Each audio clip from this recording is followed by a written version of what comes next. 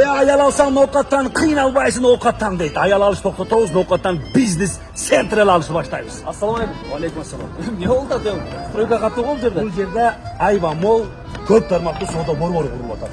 Yaxshi, yaxshi. Podval ne oldu? Parkovka bo'ladi. Mashinani qayoqqa deb qo'yishni biladi, daltirab yuraverasizlar. Birinchi qavatchi. Birinchi qavatimiz Globus bo'ladi, продуктовый bo'ladi. Adan sirqadi bankdan filiallar ochilib, aqcha almashtiruvchi yerlar, aptekalar bo'ladi.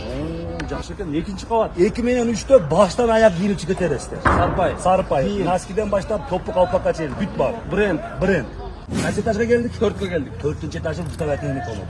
Brendi oyup, dekolar böyle, холодильник, kirci maşina, notebook, soğuk bar olur. Anan zıpları, moşne, masajları olur. Anan uzileri olur. Keçelir. 5 kere. 5. etajda fitness salonu olur.